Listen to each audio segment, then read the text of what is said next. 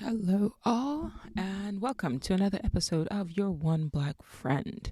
I am presently in the process of preparing to go on my trip to London, off again. And before I do, I wanted to make sure that I at least got this week's episode ahead of the way, just in case I don't have the time to record going forward. I think it's going to be a relatively short episode. I have prepared it to be a relatively short episode. I just wanted to share some insights that have come up to me leading into this week. There should be some new posts coming on the Instagram and TikTok and YouTube channel, so be on the lookout for that, new videos. But presently, wanted to just share some concepts and ideas right now. So currently, I am reading a book by Manly P. Hall, and the title of the book, she says as she struggles to pull out, open her Audible, is The Secret Teachings of All Ages. Secret Teachings of All Ages. So lots of interesting stuff in that so far. I wanted to share just a couple of things that made me kind of pause and take note. One of the things that he said was this. He said, suffering is a result of the eternal man falling in love with his own shadow, its own reflection. And I think that was interesting because I came across this book after, I think I started reading it a couple of days ago, but I came across it after I decided. So when I say words like after and decided, I know I'm speaking in sort of causal terms at a linear flow of time, but as we know, the flow of time is not, it's an illusion, right? It's not linear. All of time is happening right now. The way we perceive it is in a linear fashion, but it's not linear. Time is not linear. It's an illusion, right? So when I say, things like I came across and this is the reason for, it's not necessarily true. I don't know. Ultimately, I don't know. I don't know what came first. I don't know if me reading this book, yesterday was what inspired me to post the videos a week ago. Like that is how I have learned to sort of start sort of perceiving time and understanding that just because I see it, I perceive it in a linear fashion, doesn't make it so. This is a world of illusion. This is a shadow world. But in it, he was talking about the Greek myth of Narcissus, right? He fell in love. He was cursed to fall in love with his own reflection. And he tied it, Manly P. Hall in this book, tied it to essentially how we get stuck here, how we get trapped here, right? In a way, we are in love with our reflection. We are in love with this mirage. We're in love with this false self. We are in love with this ego. And we consistently seek to substantiate it, even if it's nothing but an avatar, even if it's nothing but a persona, a mask that we wear. We are in love with the illusion, so much so that we believe the illusion to be true. When you love somebody, right, you create for them a false self, like a persona. They can only hope to imagine to be able to live up to this perception of who they are that you've built up, that you constructed in your mind, right? We're consistently deceiving each other, and we're consistently deceiving ourselves, and the world is consistently deceiving us. This is a world of illusion. So they can only hope to live up to this idealized version of themselves that you've sort of drummed up in your head. And then when you start to have issues, it's because they are being themselves, but they are challenging your perception, this false persona, this ego that you've constructed of them and projected onto them. And they're just trying to be human. They're just trying to be fault, right? And we call that love. When you see this idealized form of a person, we call that love. And once again, we're lied to and we're told that that is what you want, this ideal love. You want to find that person that just that inspires you, that makes your heart skip a beat. The reason why they're inspiring you and making your heart skip a beat is because you're in love with a ghost. You're in love with a god. You're in love with a goddess. You're in love with an idealized version. You are deceiving yourself into thinking that perfection, one, is possible in this reality, and two, that you have found this perfect person. And then as the mirage fades, as you begin to perceive that it is a mirage, as they wake up in the morning and fart for about 5 seconds straight, you realize that no, this person is no god, this person is no goddess, this person is all too human. And instead of stopping and learning to accept all of that, you kind of start trying to force them. You try to impose that construct onto them, and they don't live up to that. They don't live up to that. It's the same thing, like even like I can speak personally. I'm very, very mindful of repeatedly saying, guys, please, I beg you, don't idealize me. Don't put me on this pedestal. I'm you, right? And I'm under different circumstances, you would be like me. You would be able to speak about the things that I can speak about and conceptualize the things that I conceptualize. Please don't elevate me, because it's a hard standard to live up to, and I have no desire to live up to that standard. I just want to exist day by day instead of trying to live up to this like idealized version of people, of what people want me to be, because that in itself can be restrictive. That in itself can be a bit of a prison, right?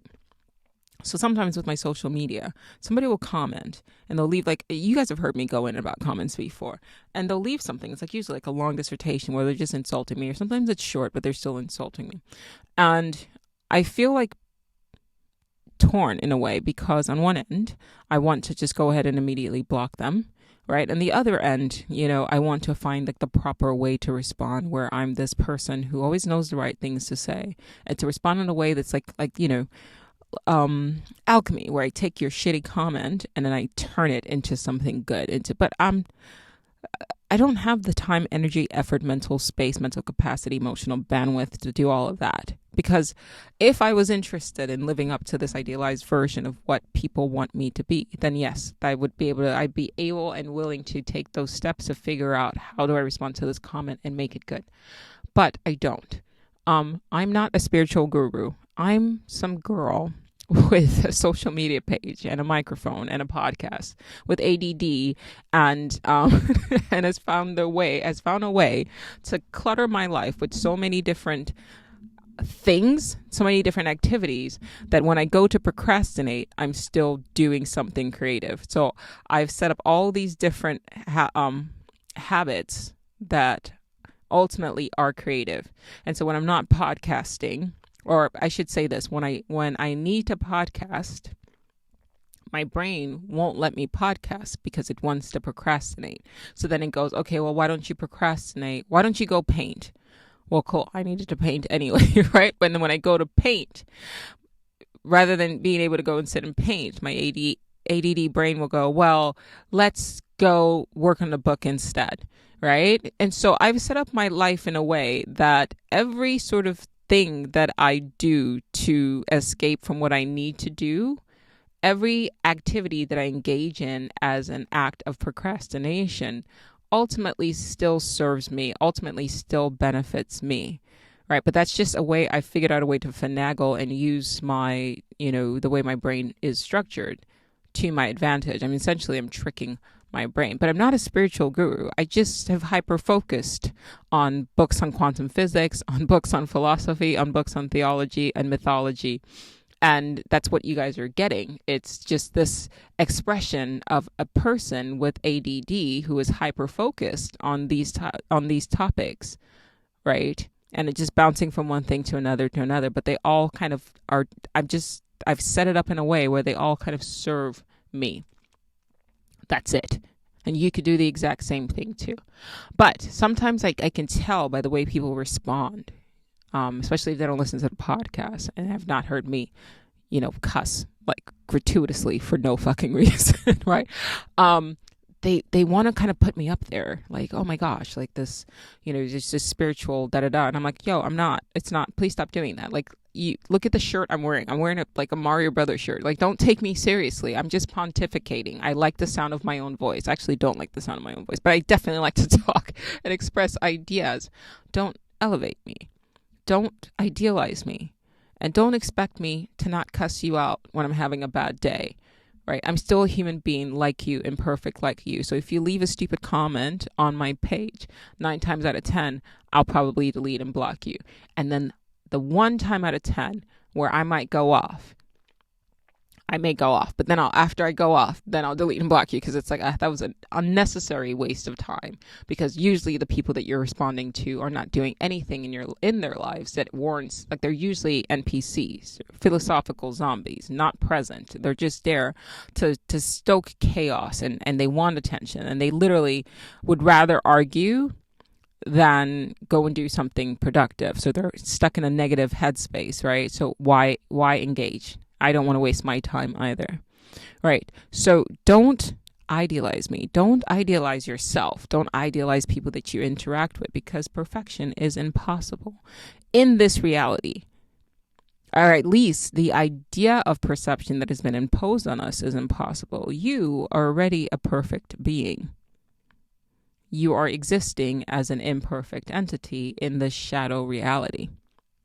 But you are already a perfect being. Somehow, this perfect being has been encased in an imperfect shell, and an ego, and a false construct. And that is who he thinks himself to be. That is who she thinks herself to be. So when she looks back at this water, right, this reflection that's not solid, right? What did the quote say? To fall in love with their reflection. Even when you look in the mirror, that's not real. That's not tangible. It's an illusion. And you think that is you. And so you fell in love with an imperfect version of you. And now you try to make that shadow, that mirage, solid, formative. You. It's not you. It's a reflection. It's a false construct. It's an illusion. It's a shadow self. You are already perfect.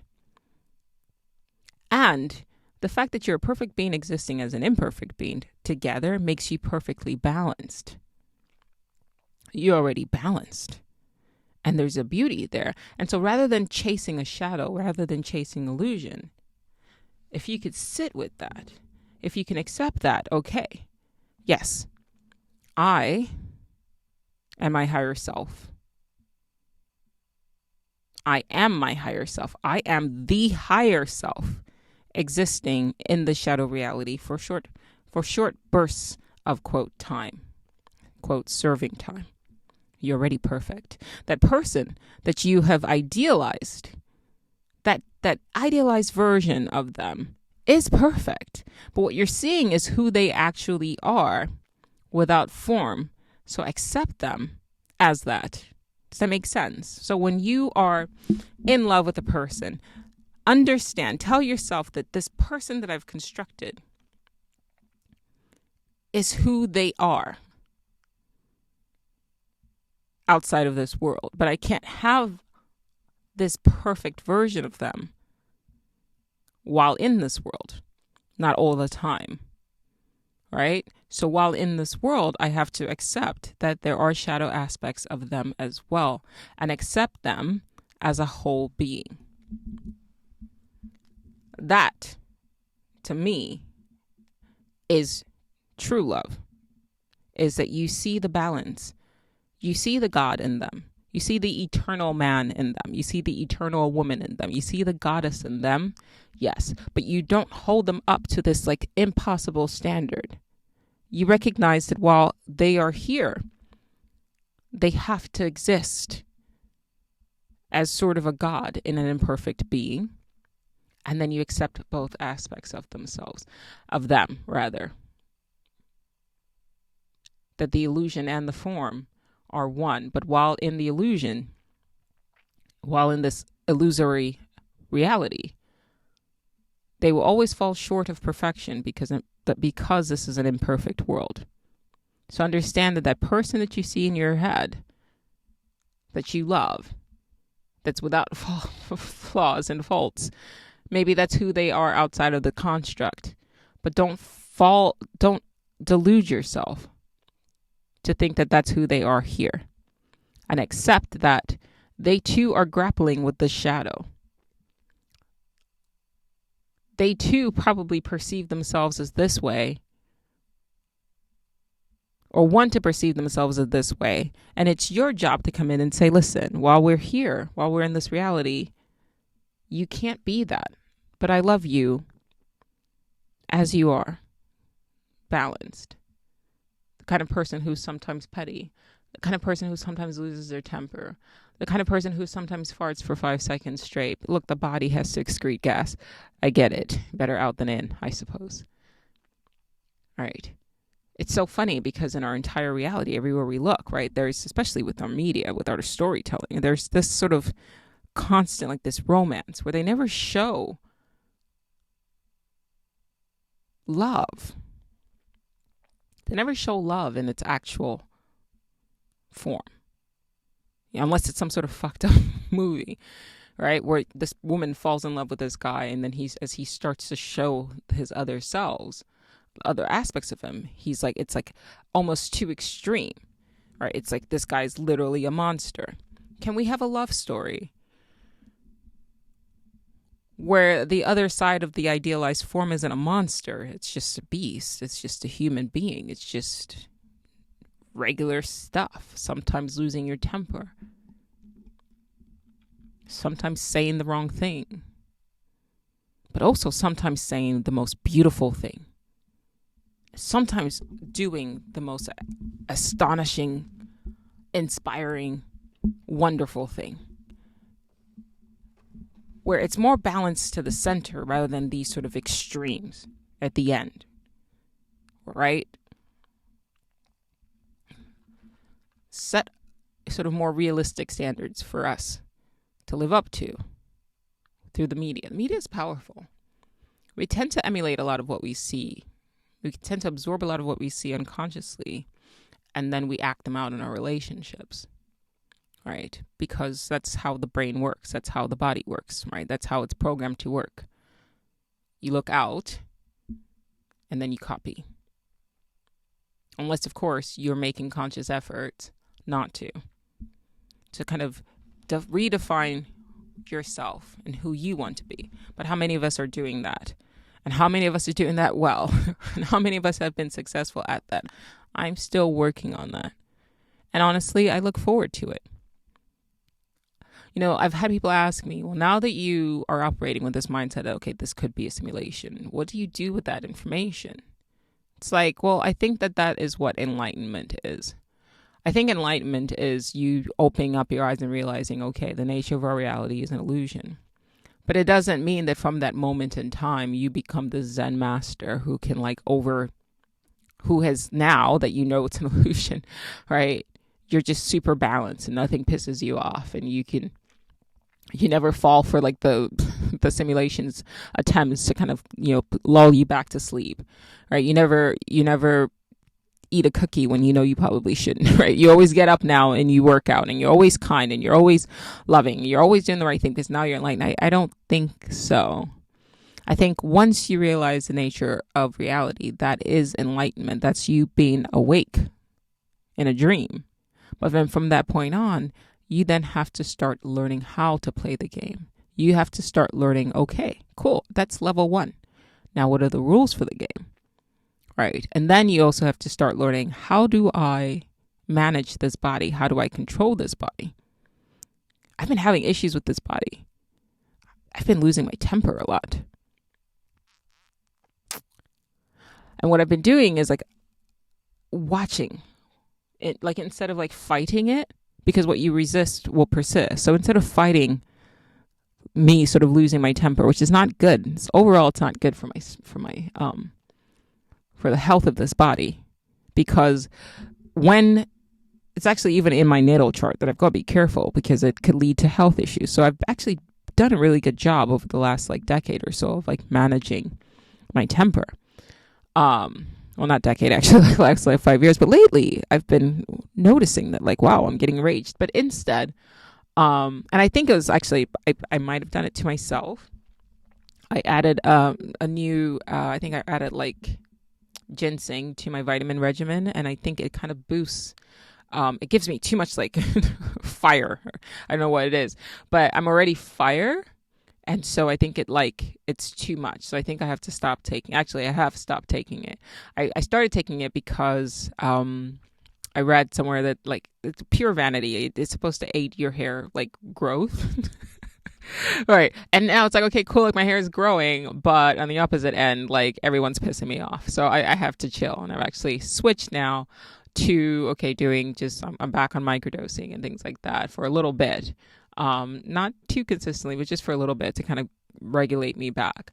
But that's what I'm doing is, okay, now I know that I'm not the machine. Now that I know that I'm in the machine, how do I sort out the machine?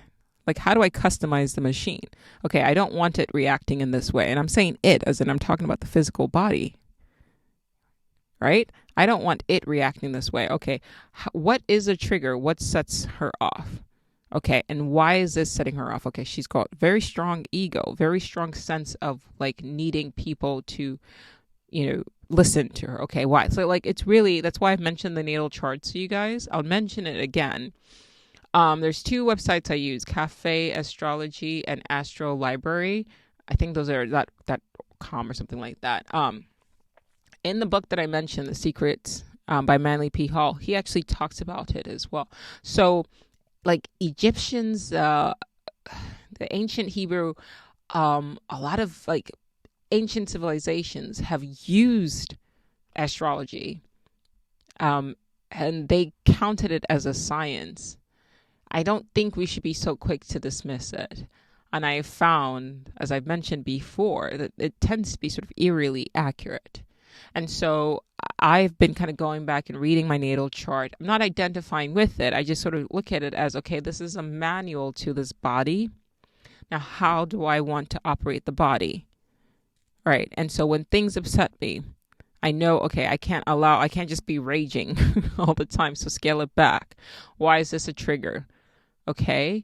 All right. So you can't let that upset you. Let it pass. All right. Let it flow. Let whatever it is that's causing that, allow her to feel it, but don't react or slow down your reaction or talk through it. Literally, as I've been getting enraged, I've been saying to my family, this is what you're doing and why it's upsetting this body. It's not personal to you. It's just you doing this is causing me to react in this way. I'm aware of it. I'm getting a handle on it. I think that it was a Korean ginseng that triggered it. And I will get through this. But just communicating clearly. It's almost like when you're driving a stick shift, right? And you move it in the wrong way and it jolts. And if you're learning the car and you're with, a driver, right? And you can say, and the driver says, okay, well, what did you do? It's like, okay, well, I did this. And then this caused this reaction. So slowing it down and really talking through your reactions and really saying, like, when this happened, this is how it made me feel.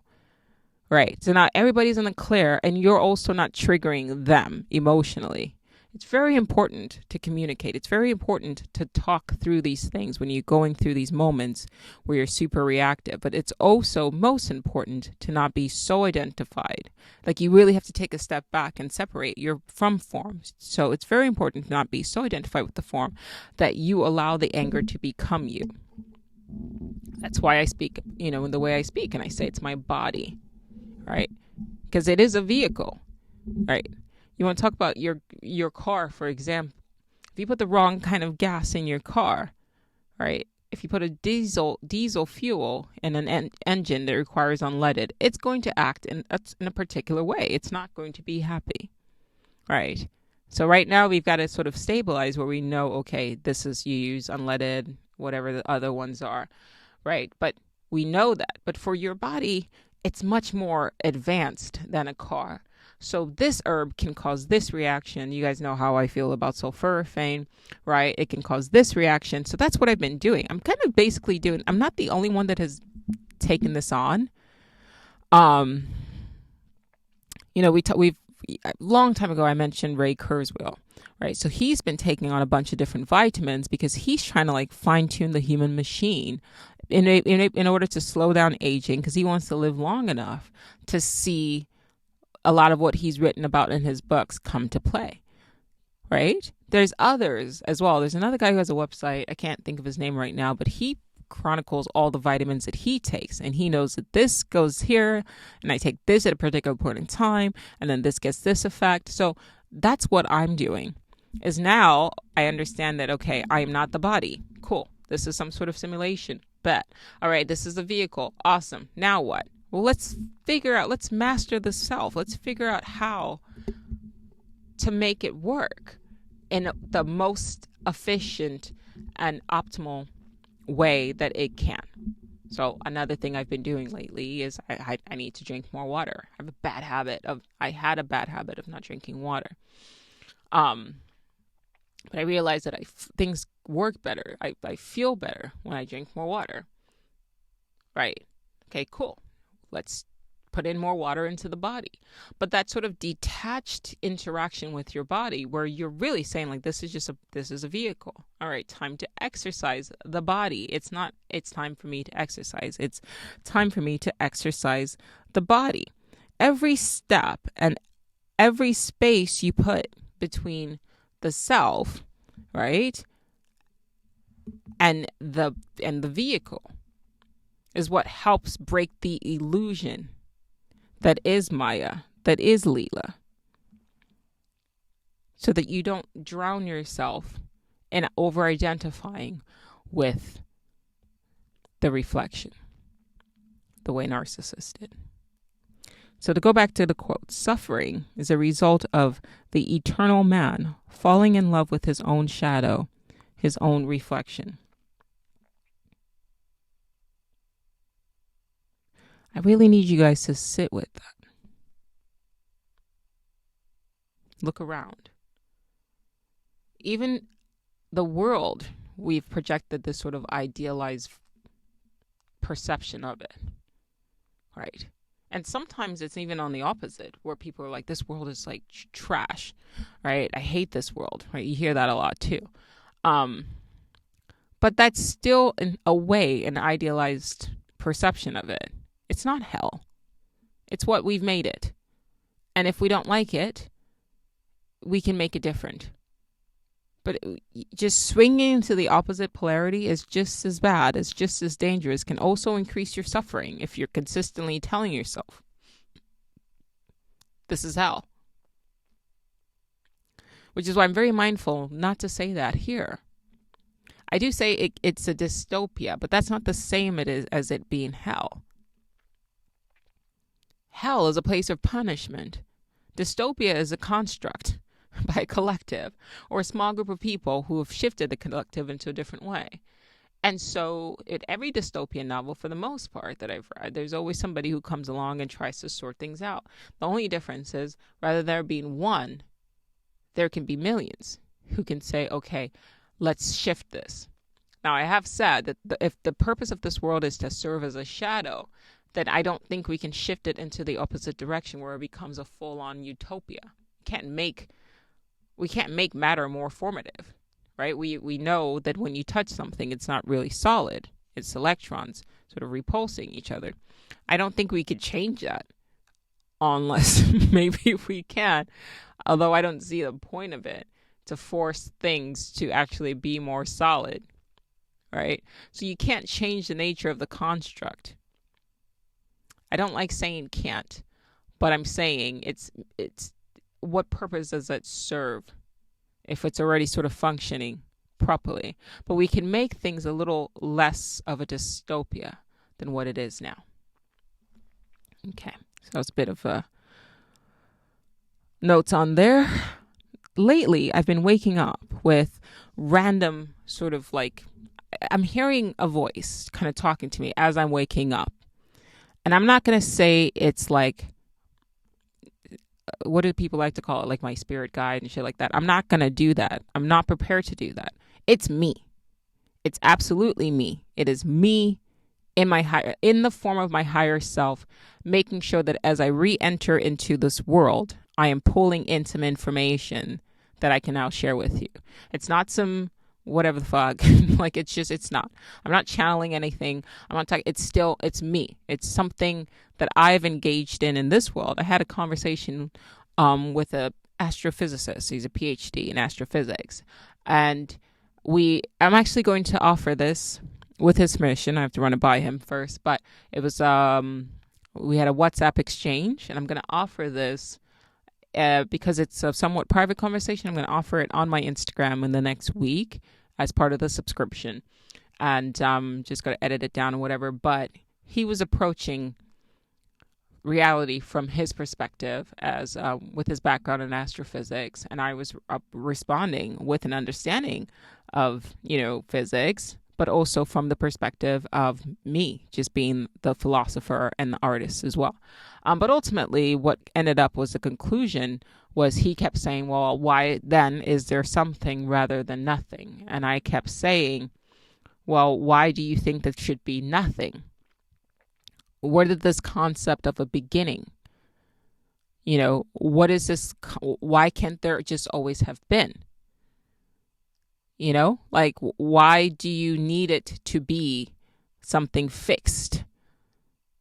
Right. And my response is, there's no way for us to answer that while we're in the construct.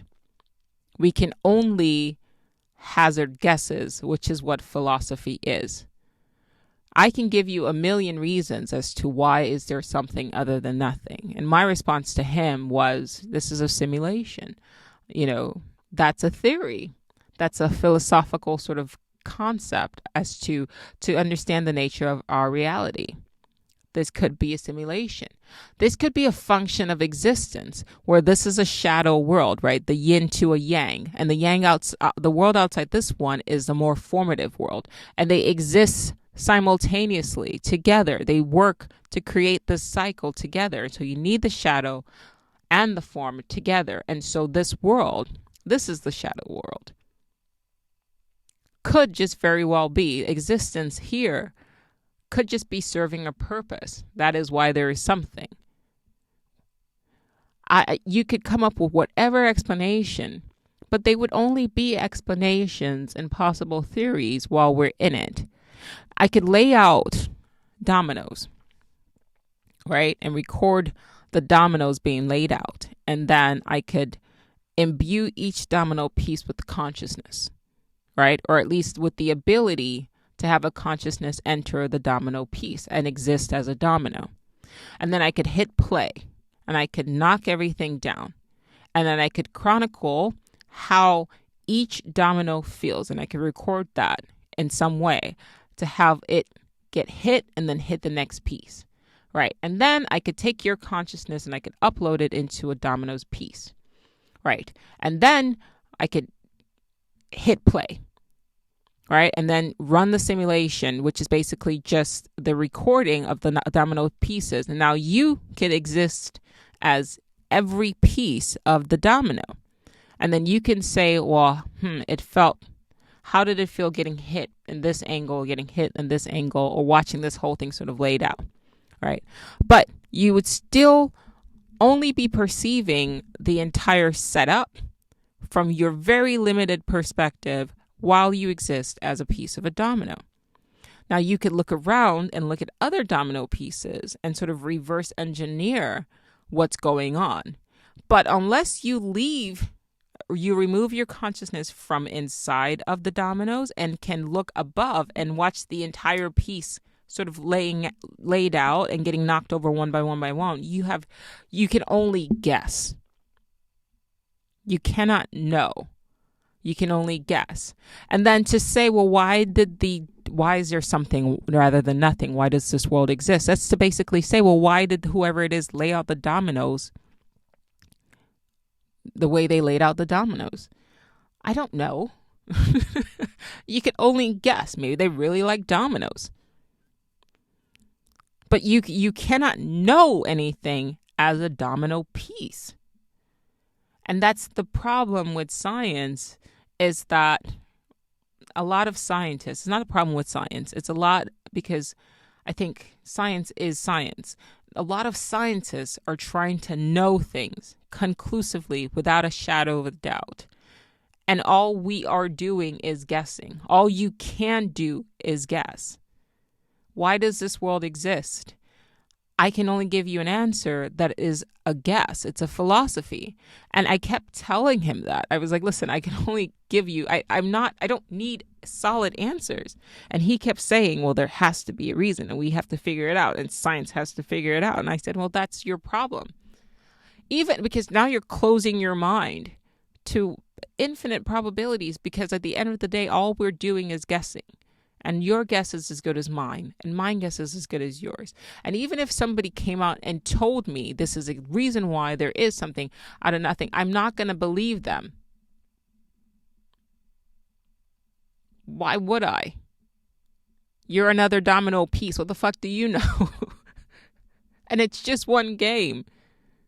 Dominoes getting laid out, it's just one game. That's just one form of entertainment. If I said this is all existed as a game, he would not have accepted it. We have to know. And my response is why? When you know something, it confines you.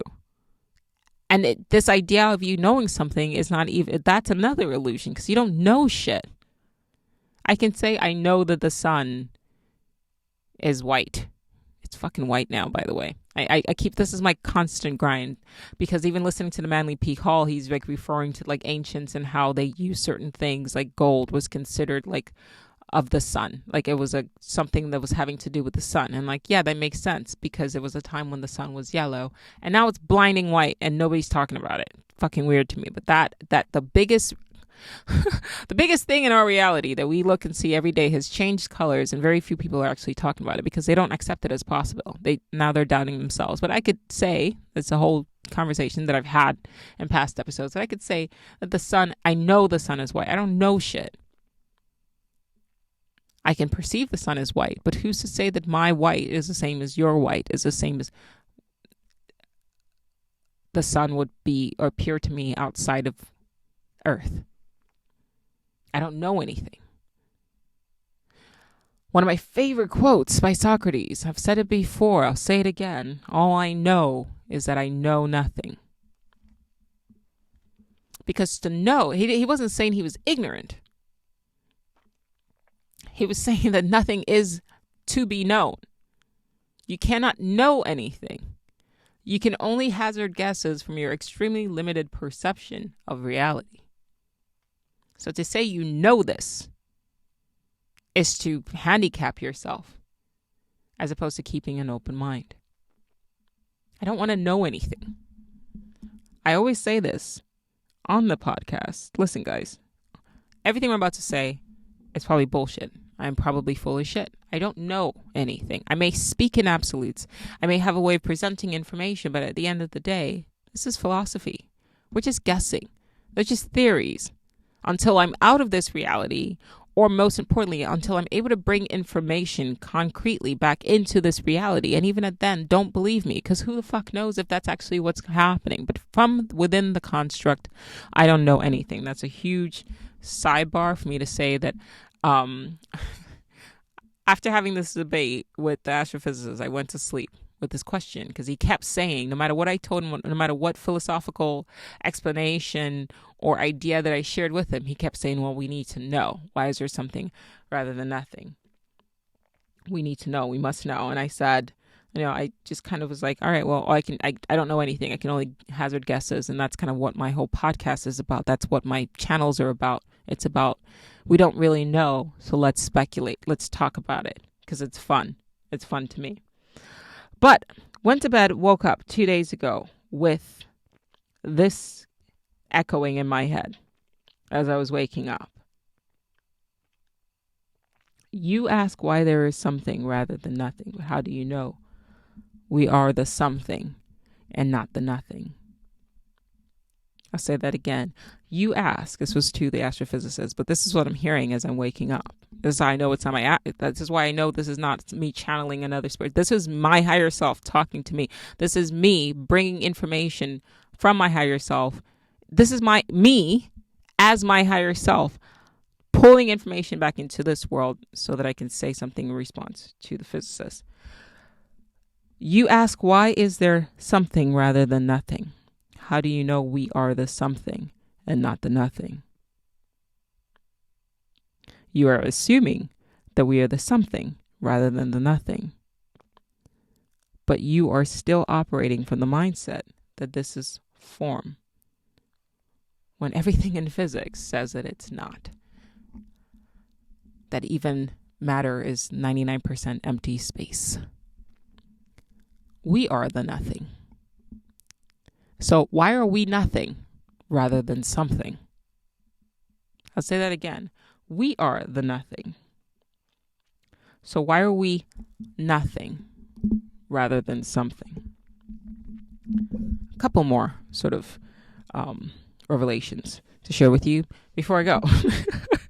1 + 1 is 2. That's what we're told.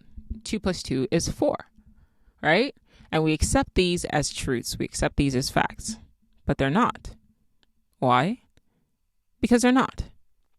Yes, 1 apple plus 1 apple could be 2 apples, right? But if I take 1 drop of water plus 1 drop of water, that's 1 drop. If I add 1 drop of water to 1 drop of water, I've made 1, right? If I take 2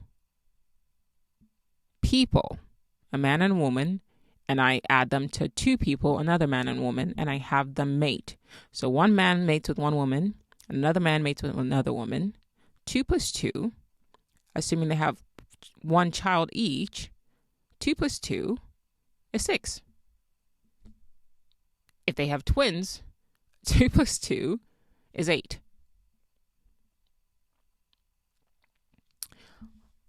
When you sit and you're told, this is how things are, you blind yourself from seeing things other than what you're told that they are. 2 + 2 is not always 4. Sometimes it's 8. Sometimes it's 6. Sometimes it's 1. Think outside the box. Allow yourself the freedom to challenge everything that you have been told about how reality is and should be.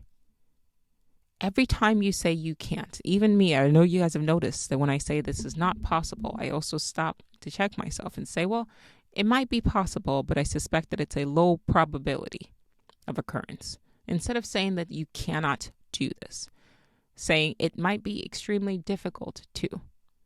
I'm not always perfect in doing this, right? Because look, it's 30 plus years of existing in this reality in a particular way, of speaking in this reality in absolutes. We are taught from childhood, this is how it is. 1 + 1 is 2. 2 + 2 is 4. But imagine we live in a society where your teacher taught you that, yes, sometimes when you take solid objects and you take 1 solid object and 1 solid, that's basic. But sometimes it's not. And I want you to not always see things in this way. Right?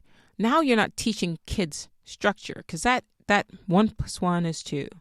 2 + 2 is 4. Like that, you're creating robots. You're creating machines. You're not teaching them. They're going to be no different from AI, because AI, you put in a bunch of data and it spits out an answer. And as we're seeing, it's happening super fast, rapidly. Within the last year, we've hit some sort of like something, and all of a sudden we're seeing that singularity. It's boom. It's like doubling, and now it's like boom, boom, boom, boom, boom. Now the amount of time between one innovation and now, like it's happening super fast, faster than our minds can catch up with.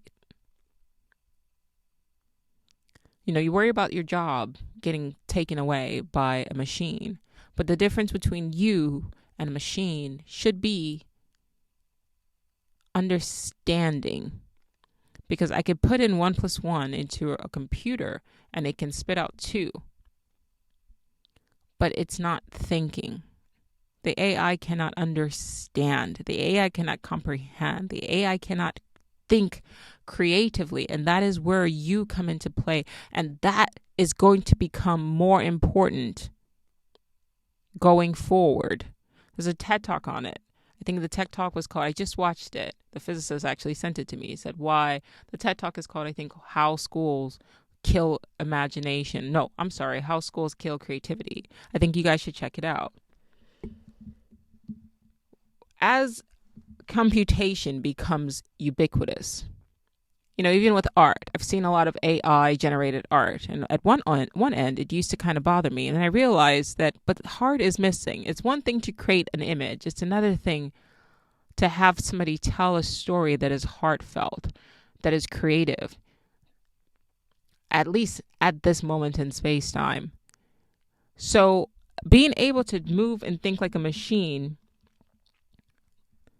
used to be valued, but now it's going to become ubiquitous. And the thing that makes us most human, our heart, our understanding, our consciousness, our awareness, our creativity, our ability to think outside the box, that's going to become infinitely more valuable than that rigid structure that you had been conditioned with from birth. So as a listener of this podcast, I'm giving you a heads up. Start nurturing that aspect of yourself, the one that thinks outside the box, because that's going to be infinitely more valuable in a society that is emerging very quickly. Okay, something else. We call today Saturday. Could be Wednesday for all you know, and yesterday could have been Monday.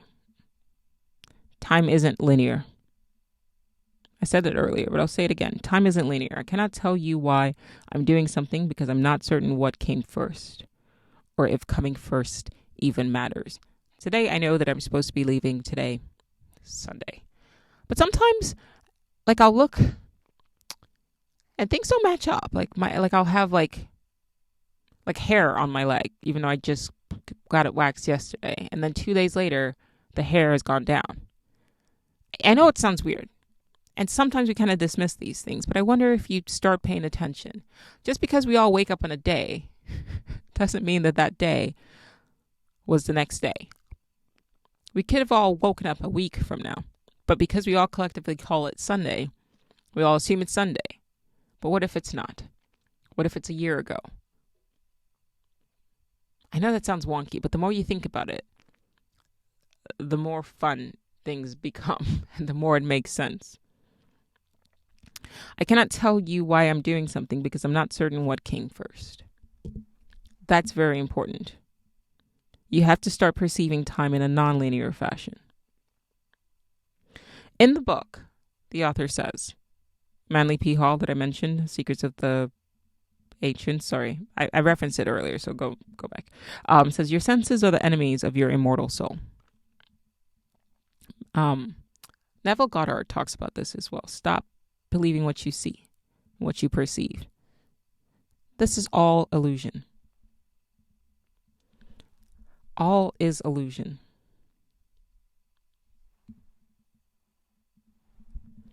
Your senses are the enemies of your immortal soul, of your eternal soul. This is all illusion, all right? And it all serves, all of your senses, your nervous system, it all serves to continue to feed your higher self, your immortal self, the God in you.